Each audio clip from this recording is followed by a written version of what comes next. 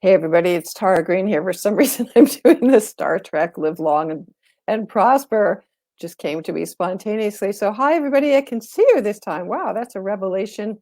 So, no matter who came on first, and Nicole and Anya and Damien, I don't know where you're from, so maybe you want to say, let me know where you're from. I'm up here in Toronto, Canada. I'm Agent 129 of the Cosmic Intelligence Agency. So, welcome. Uh, Cosmic Intelligence Agency fans, fans from however you got here, welcome to this monthly tarot astrology preview that I've been doing for a couple of years now. And it's my pleasure and honor to do this for you. So the way this works, hi Monica, hi Patricia from Sacramento, good, North Carolina, somebody from Buffalo, hey, you're across the lake. Massachusetts, North Florida, hi everybody. So I'll give it a minute for people to come on.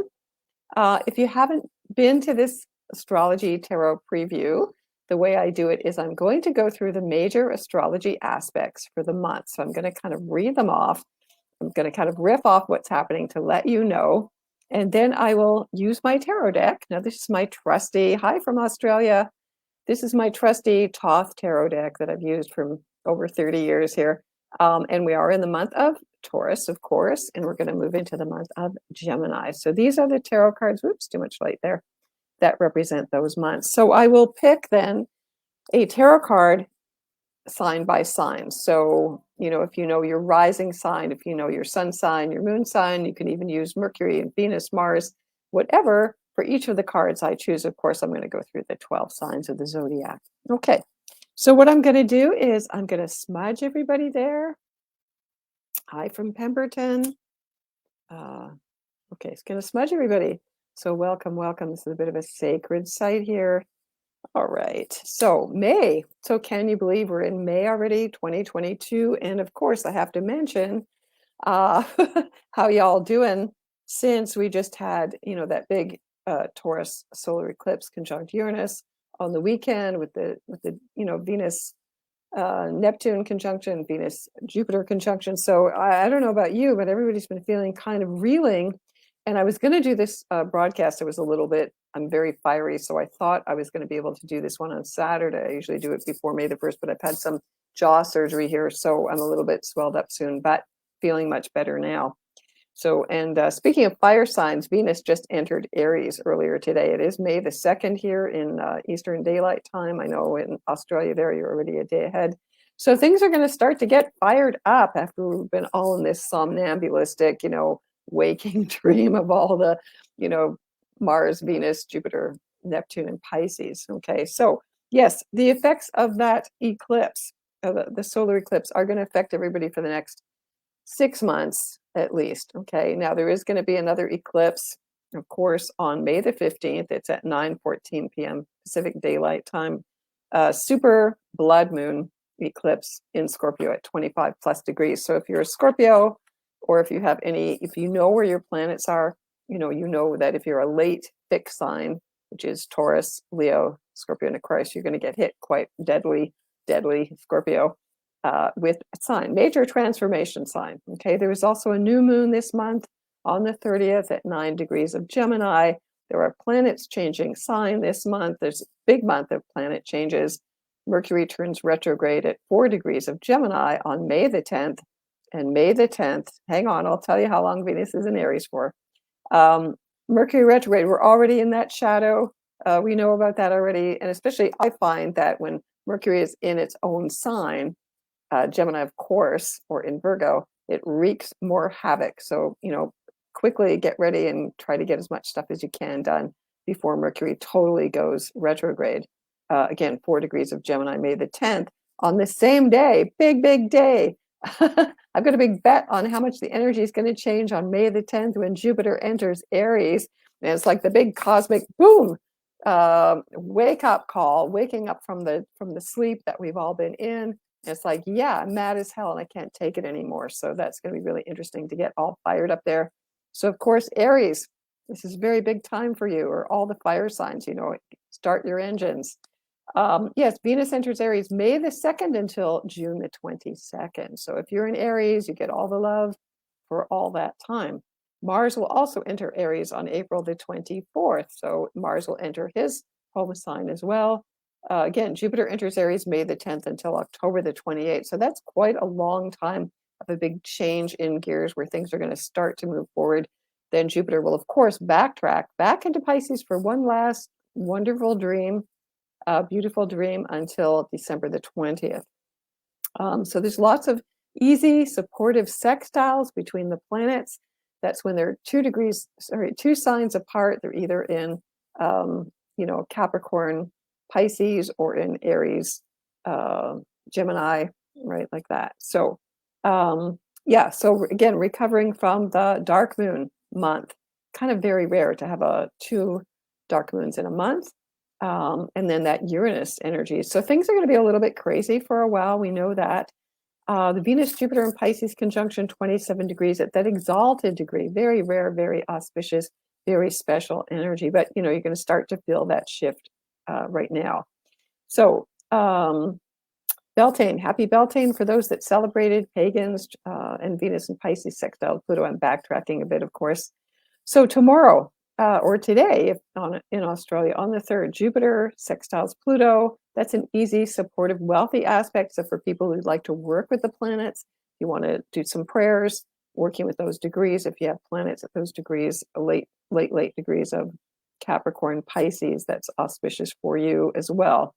And then on the 4th, Mars in Pisces sextiles Uranus and Taurus at 14 plus degrees.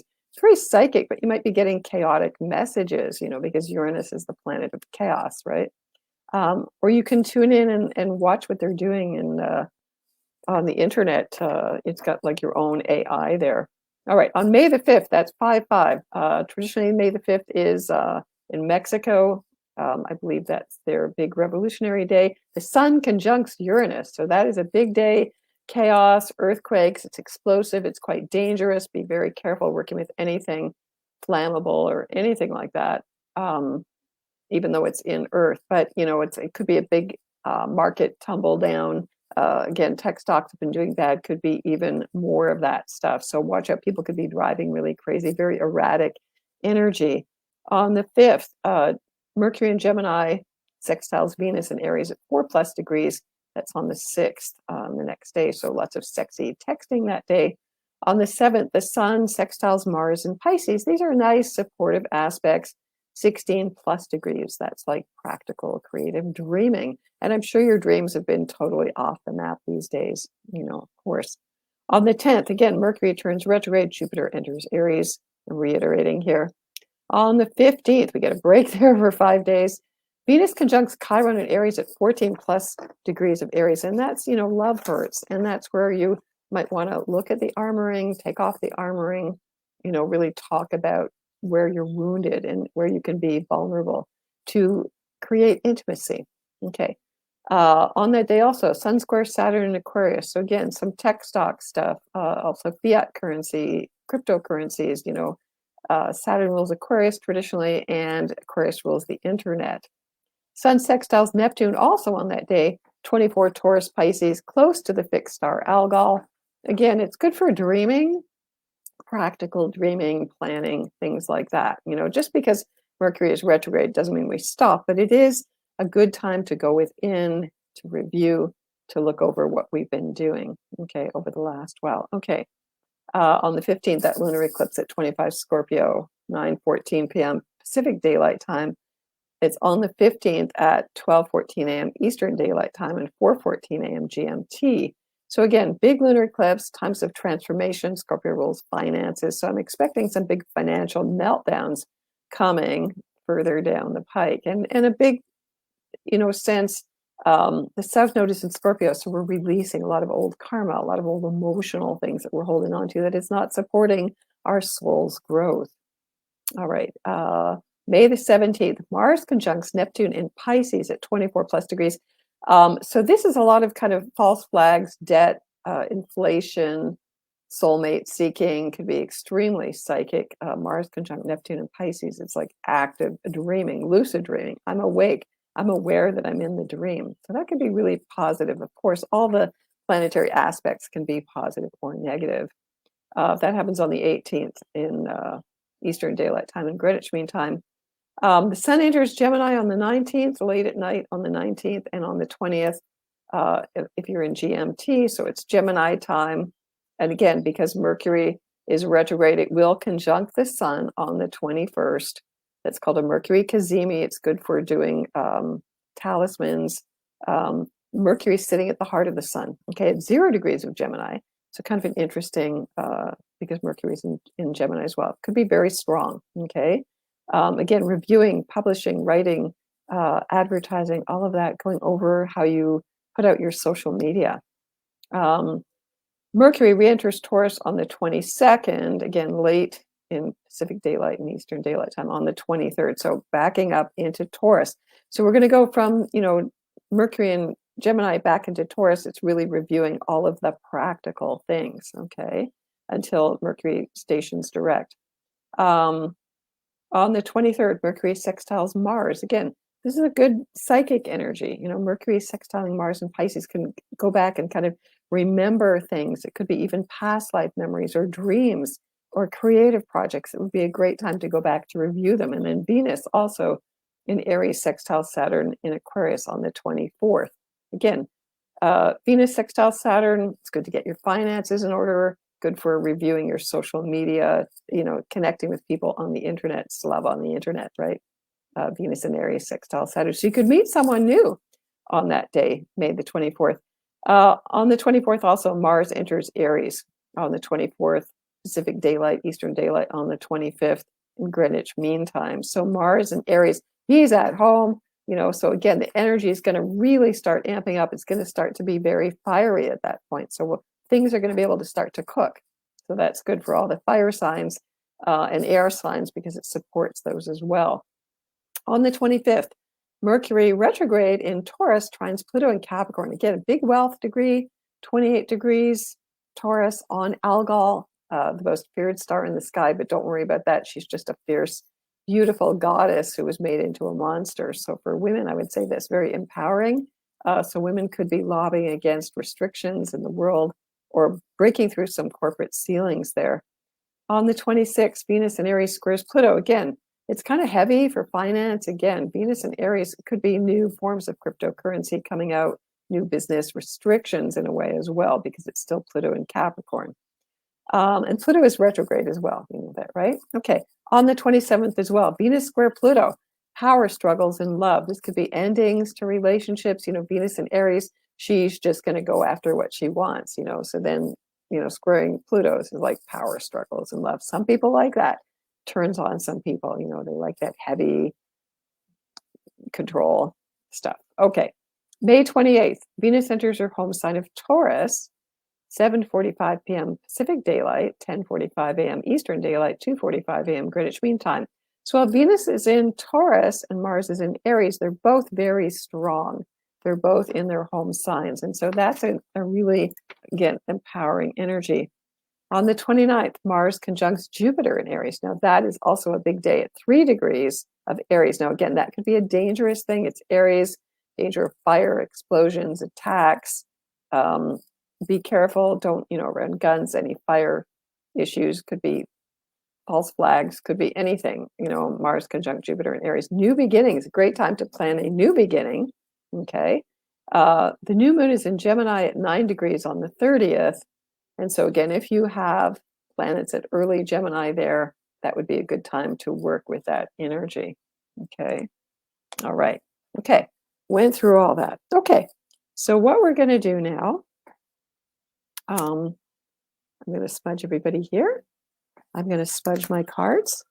So this is the part you've been waiting for. Okay. So what I'm going to do now is I'm going to take the deck. I'm going to shuffle them with my left hand. This is just the procedure that I use. I'm going to tune in with my special crystal here, my Herkimer diamond crystal. Tune into everybody. So I'm going to start to pull out cards for Aries, okay? And I also have this beautiful Muse tarot deck here. Very popular, very beautiful modern deck. I'm also going to pull out a card as a helping card just to give you something new here, just to change it up a bit. Okay, so Aries. Okay, Aries. All right. Okay, so Aries, you get the Devil card. All right, so with Venus in Aries, uh, you get to be the devil in disguise. You get to wear the red dress or be the Scarlet Woman, or you might get blamed for that if you're being too aggressive or too mouthy or too, you know, because you don't want any BS anymore. Venus in Aries. Now, traditionally, Venus in Aries is in detriment, it's called, because she's in Mars sign. And this is an old traditional thing, and I understand how that works. But, these are kind of old patriarchal terms as well. So for me, Venus in Aries, women can be warrioresses. She's like Wonder Woman. She's an Amazon. So, for women, it means like you go for it, right? And somebody said, yeah, no detrimental relationships anymore. We don't go there. So, if you're projecting that someone else is the devil, maybe you want to look at your own dark side, your own shadows, and do that shadow work right now. We're kind of coming out of the fog of Venus and Pisces there. So it's kind of feel a bit like, oh my God, what have I been doing? What have I been fascinated about? What have I been projecting on that love affair, that too good to be true anything? So, you also need to take back your own projections that you've had on other people. So again, this might be a bit of a kind of a rude awakening, let's say. Okay. Better the devil you know than the one you don't. You know that one, right? So this is Capricorn energy. Again, Venus and Aries, Capricorn energy. So it's about planning your long-term goals. Venus and Aries, I know Venus and Aries is impatient. It's kind of like a cheetah. It's good at short-term runs, not so much long-term. They tend to, give out of energy. But this is more, Venus and Aries, more maturing, kind of like your dark side is like sustainability. How do I go for the long run? How do I get to the top of the mountain? So the devil here might be a good thing because it's Capricorn energy. Okay. And ultimately, the devil, someone just told me a story about some person in Pennsylvania who had a shop and was selling tarot decks, and they took out all the devil cards and burned them because they believed the devil, like if you looked at the devil card, you're actually bringing in the devil, which is totally crazy because that's that person's shadow. Of course, that's their projection. The devil was created by the Christian church because actually it was just May Day, and Pan, or the god Pan, was traditionally like Capricorn. He's a goat. He's a satyr, and that was the goddess's lover. So Capricorn traditionally has that reputation for being the devil, but we know he really isn't. Okay, so Aries, the devil card. Now, if that card scares you, then I'm going to pick another card for Aries. Now, if you know your rising sign is Aries, your moon's in Aries, your sun's in Aries, Venus is in Aries, Mars is in Aries, Mercury in Aries, you can use the devil card to help inform you. Okay, so you get the card here. This is called the Nine of Voices. It's a very beautiful deck here. So this is like the 9 voices are air in this deck. So it would be like 9 voices telling you maybe all these different whispers, like the devil's worshiping you or seducing you to do things. So you have to be discerning. Okay, so Aries. All right, you get the devil. Okay, and we know you're not the devil. Okay, so Taurus. Let's see what Taurus gets here. So how many Tauruses are there here? Okay, so Taurus. Okay, with Uranus and Taurus, of course, that cosmic cattle prod. Okay, let's see what we got here. Taurus. Okay, Taurus energy. All right, there we go. Okay, so you get the Tower here. So the Tower card, the number 16, is about that shock of recognition. This is Mars. One of the reasons I like this deck is because it does have the astrological signs on it. So some kind of shocking awareness or shocking change, it can be very positive, but usually people feel it as difficult because, of course, Tauruses do not like change. They're fixed signs, and neither do any of the fixed signs. Taurus, Leo, Scorpio, and Aquarius are still fixed signs. So this could be a revelation, though. Seeing the false, it's really about the false persona coming down. The tarot is actually a very sacred journey of the 22 major arcana showing the soul's journey. So each card represents a step that one's soul must go through, must incorporate before you get to go on. So again, maybe you need to tear those walls down or leave that job or stop the artifice, stop pretending, stop projecting, stop being something you're not, Taurus. Maybe you're just tired. Maybe you just go, you know what, I can't do this anymore. I have to let it all crumble. So sometimes that crumbling is a necessary stage. Things have to come down. The building has to be exploded before you can build something new. So again, this is Taurus energy, speaking with your throat, Mars and Taurus, speaking your truth. Okay. So the Tower, big change in your outlook, but it can be like a real epiphany. So you might be aware of getting some insights there and paying attention to that. Okay. So Taurus, the Tower. Okay. All right. So Taurus. Okay. You get this card here. This is the Five of Inspiration. Five of Inspiration. This is fire. So just look at these cards. This is kind of windows of opportunity here as well. I think that goes quite nice with the Tower, that there's loopholes and things that you can jump through even when you get the Tower card. Okay. All right. Gemini. Now, because Mercury's in Gemini, it's going to go retrograde in Gemini. You got to get ready, Geminis. Okay. All right. So Gemini, you get the Star card. So this card here, the number 17, is a really beautiful card. It's traditionally about wishing on a star. So take the big view. Again, it's Aquarius energy, Gemini. So another air sign. Looking at your situation from the bigger perspective. What do I need to bring in here that I haven't seen? So perhaps Gemini, while Mercury goes retrograde from Gemini into Taurus, you can really backtrack and maybe pick up the pieces or the threads that you've missed. For example, you want to go back and kind of understand what your cosmic purpose is and the weave and the weft of the great web of things, right? So again, you're the star, Gemini, so again, with Mercury and Gemini, you are the star. Pay attention to how much your words, your thoughts, your deeds do create reality in the world. And this is also a breaking free card, breaking free of old ideas, old stagnant things. The star, it's Aquarius. It's about revolution. It's about freedom. It's about reinventing yourself. Again, with Uranus in there as well. In your in your 12th house. Uranus is in your 12th house, Gemini. Big changes in your unconscious. So let that take place too while Mercury is retrograde. So the star, how are you sparkling? How are you shining? What is your vibration that you're bringing down to earth? Okay, see yourself as being part of the big cosmic picture. Okay, so Gemini, you get the star, number 17. And Gemini. Okay, you get the Two of Voices. Again, this is an air card here, Two of Voices. So again, this is very Gemini-like. Of course, you're always being split and going in two different directions. So again, when Mercury goes retrograde here, you can go back and look at maybe how you literally tear yourself apart or keep yourself from finishing or, just not willing to commit. Okay, so when Mercury goes back into Taurus, then you can make some practical adjustments. Let's put it that way. Okay. All right. So Cancer. Okay. So what's Cancer got going on here? Okay. Cancer. All right. You get the card of lust. Now in my deck, the number 11 is called strength. In this deck, it's called lust. So this is Cancer is very passionate, new affair coming in your life, new passions, whatever that is, cooking, family, home, moving, upholding your values. So Cancer, this is a power, it's like Leo energy, it's like, again, you being the star of the show. So owning your power, it's very big hearted, Cancers have big hearts anyway, but this is even a bigger heart opening. And really you want to inspire other people and you want to take a stand for what it is you really revere. Okay. So Cancer, this is like Cancer Leo energy.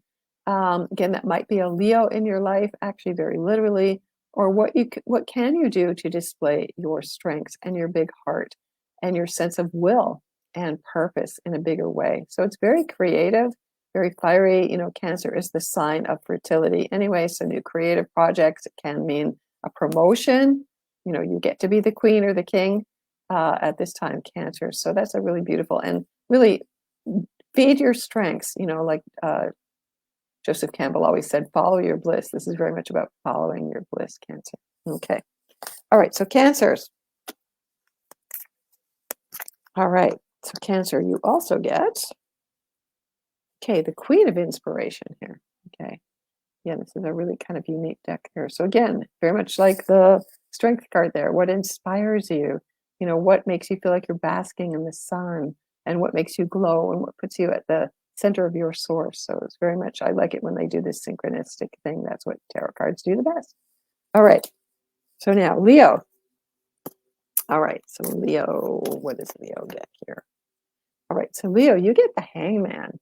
Okay, so the Hangman, the number 12, this is a very powerful card. I know most people always want it to be this way if you're a tarot neophyte or a tarot virgin, but this is the way it goes. So this is one of the three, what they call maternal letter cards.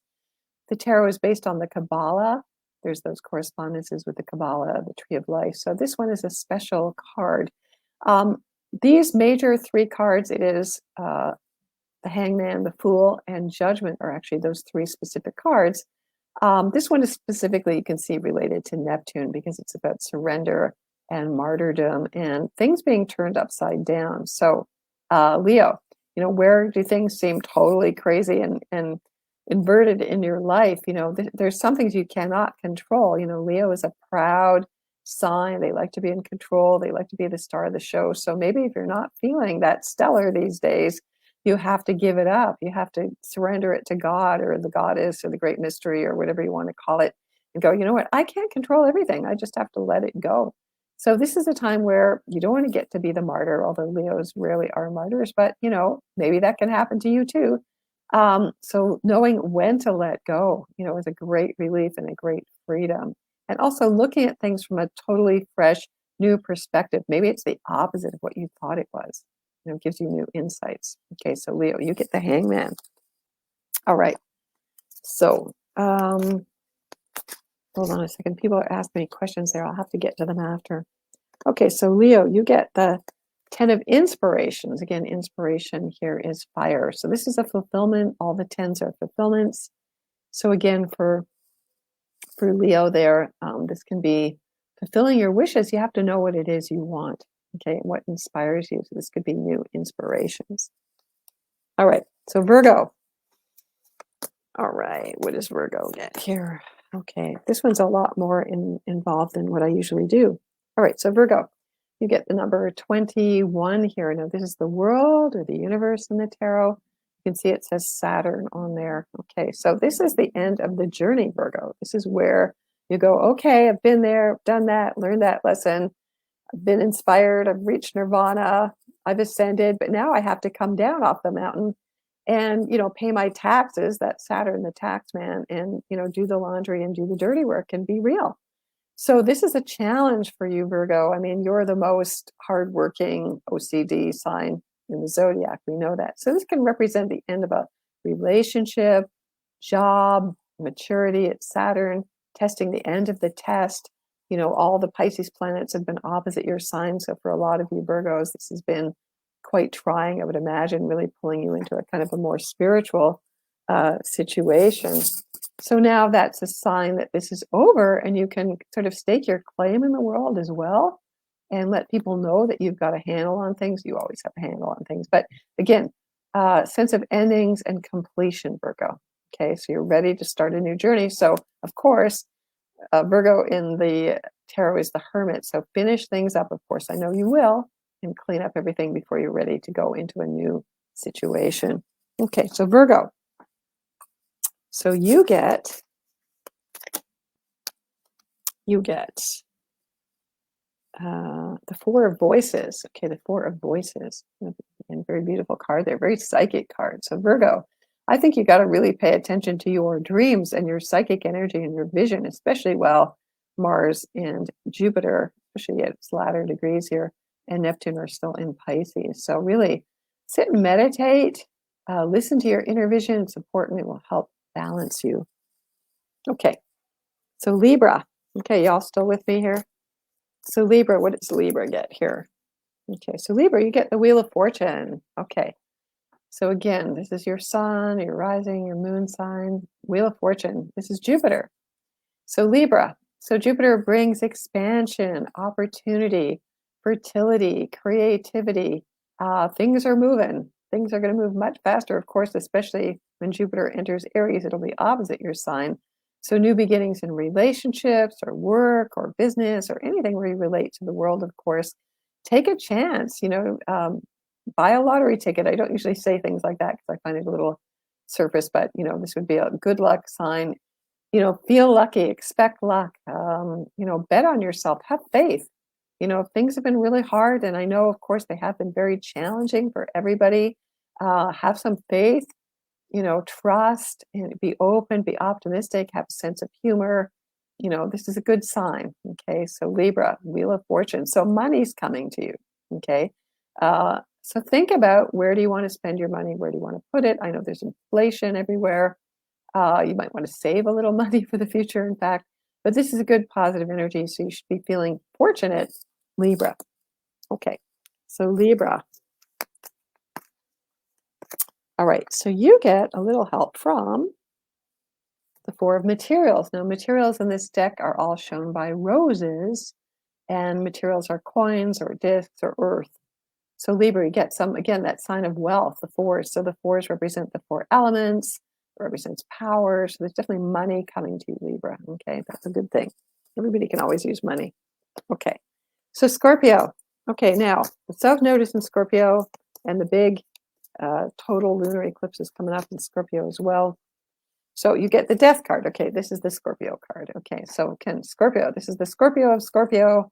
Again, death, nothing to be afraid of. Death, rebirth, transformations is everything that Scorpio is all about, that knows only all too well that the soul is running the show. So again, I would prepare for, again, major releasing, you know, revelations, just letting go deeper and deeper. I know it feels like no matter how much work you've done, oh my God, can I keep going? But yes, Scorpio, you can, because you're just that fixed emotional sign here. I mean, it can literally mean endings, of course, in your life and relationships, cutting off what no longer is serving your soul. I mean, that is the collective energy right now. Anything that's not serving your soul anymore, emotionally, boom, it's got to go. Okay. Especially, I believe, with Pluto at those last degrees of Capricorn as well, even more. So Scorpio, deeper and deeper letting go, going into your shadow work, again, control issues, karma, things that you weren't even aware of. Again, getting deeper and deeper into the roots, into your ancestors. This is ancestry work as well. Listen to your ancestors on a deeper level. So Scorpio, more and more. You're doing the good work. Just keep doing more of it. Okay. All right, so Scorpio, the help from, yeah, big Scorpio energy. Exactly. Okay.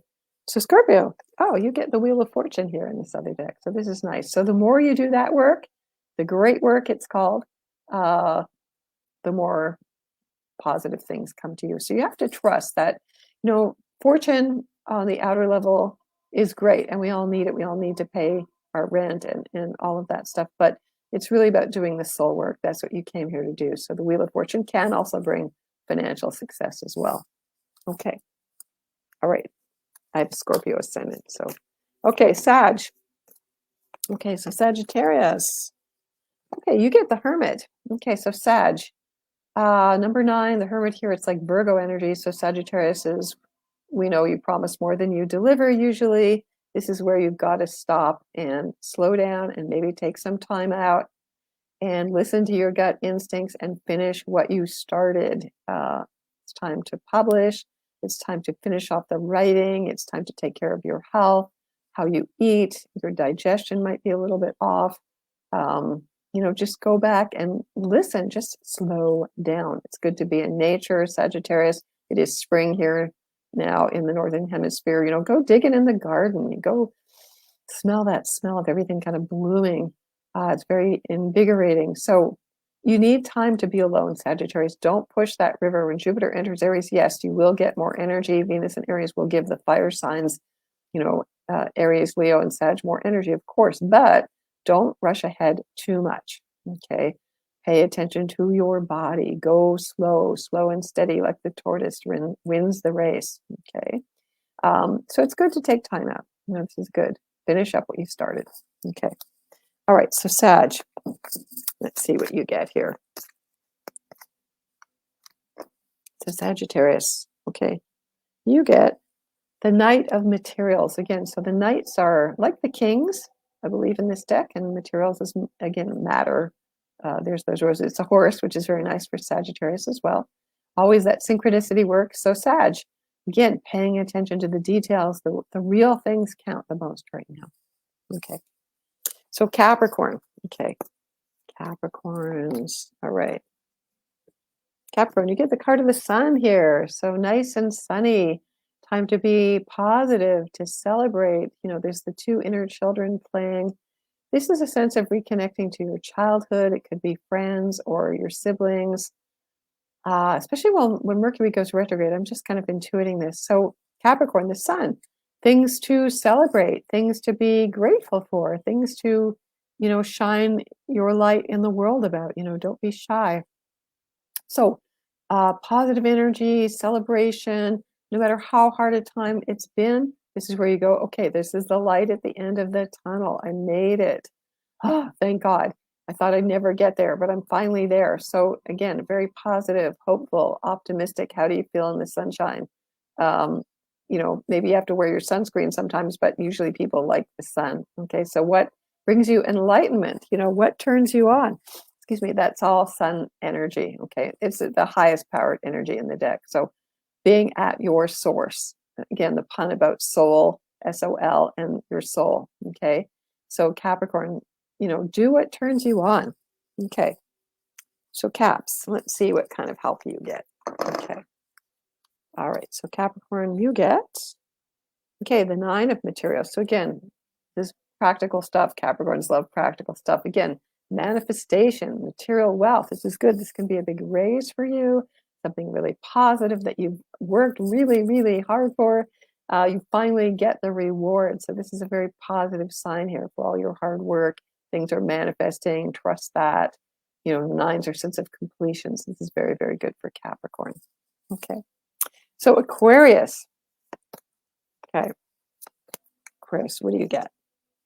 Okay, you get the number 20 here. This is the card called the Aeon, or traditionally it's called Judgment Day. If you have a traditional Rider-Waite-Smith deck, the most popular card deck in the world, this is called Judgment, and it's about Judgment Day, and it's about revelation. So the number 20 in this deck is called the Aeon. It's called the Awakening. It has different names in different decks. So the number 20 is about rebirth. So Aquarius, of course, Saturn going through your sign, you know, is about testing you for that rebirth. It is about becoming aware of something new needing to be born right now, a new consciousness, leaving the past behind. Again, you know, Aquarius is all about rebellion and freedom and being at the cutting edge and inventing and pioneering and being your own unique self. So this might be, you know, there is that sense of the womb there. There's the goddess Nuit in this symbol and the divine child. So Aquarius, this is where, you know, you tend to be, again, archetypally airy and scientific. And, you know, people say Aquarius are unemotional. That's not true. Everybody has emotions, but they can be detached because they're analytical air signs. But this is can be very fertile. Again, an inner child, doing your inner child work, feeding your inner child. What does he or she or it want? You know, it's about playfulness. It's about creating something new. Aquarius are the inventors, so something new, a new opportunity also coming into your life at this time. So sit with that for a while, Aquarius. You know, find out what that really means for you. Again, I think when Mercury goes retrograde from Gemini back into Taurus, that might be a good time for you. So pay attention to what you're giving birth to and don't judge yourself too much. Okay, Aquarius. Okay, that's the Judgment card. Okay, so Aquarius, what do you need right now? Okay, you have, okay, the 5 of emotions again. So again, emotions here for Aquarius. The 5s are always testing, the middle of a 10-year cycle here, or a 10 cycle. Restrictions on emotions. Where am I cutting myself off emotionally? Where do I cut myself off at the knee where I don't express what I'm really feeling? And maybe that's a sign of, you know, a rebirth of emotions and things that you haven't felt in a long time, and really connecting to things from your childhood or from your past with your parents, with your father, especially with Saturn and Aquarius. So reconnecting to something in your childhood that you need to feed. Okay, I feel like that's really the most important message there. Okay. All right. Pisces. All right. Okay. So Pisces, you get, now this is a very special card I use. This is the big kind of teaching deck that I use. This is a very special card. You know, in the Tree of Life, there are 10, what they call Sephiro or stages on the tree of life. And this is the 11th one. It's the invisible one. It's called Da'at in Hebrew. And so I like to call it the calling from your holy guardian angel. Now, considering Pisces that you've just had this most incredible Venus-Jupiter conjunction with Venus at the 27th at her exalted degree, hasn't happened in hundreds and hundreds of years. I'd say Pisces, definitely, you are totally connected to your holy guardian angel, and you have to only listen to that, okay? Now, if you don't feel connected to your guardian angel, this is a sure sign that it's there. And for everybody who has any planets in Pisces, or even if you have no planets in Pisces, just look at your chart where Pisces is, because this is where you need to connect with your holy guardian angel, or what they call your higher self. So the role of the guardian angels, there are 4 major archangels, Michael, Raphael, Ariel, Gabriel, that have been used traditionally in Judaism and Islam and Christianity, of course. You can call upon them anytime. That is their job. You just have to ask your holy guardian angels to help you. So you might want to practice a little bit, like you ask your parking angels to help you out, and then you ask them to give you signs in your dreams, especially, or when you're awake, or you want to get a message from a loved one who's passed on. Usually they leave white feathers or coins or something that's symbolic to you that only you know. It could be a little flower or something like that, or a cat, or whatever it is. So Pisces, definitely, you have the ability to really manifest miracles right now. And so you need to use your power. Of course, you need to protect yourself as well. Use your dreaming power, use your imagination, use your compassion, use your sense of charity, to send that energy out to the world. We really do need that healing energy sent out to the world. So everybody who's a Pisces, or everybody who has any planets in Pisces, or wherever Pisces is in your chart, really ask your guardian angel to come and help you in that house, even if it's empty, intercepted, or whatever. Okay, it's a very beautiful card here. All right, so Pisces. Okay, Time Lords Magazine's out soon. All right. Okay, so Pisces, you get the card of strength here. Now in this deck, it is number 8, I believe. Is it number 8? Yeah, it's number 8 in this deck. Okay, so strength. So Pisces, you have to have that strength, that willpower, that Leo energy. So you could call upon a spirit lion to come and protect you as your spirit guide. That's like the Archangel Raphael is actually associated with Leo. So really call upon the Archangel Raphael to come and work with you. He's got a beautiful emerald green heart energy.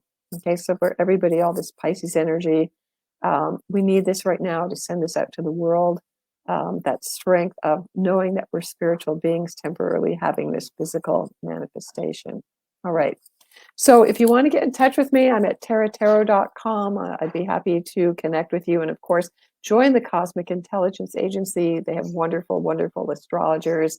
And I look forward to seeing you next month. And so many, many blessings to you all. Okay. Thank you. I don't know if I can read all this. It felt like I kind of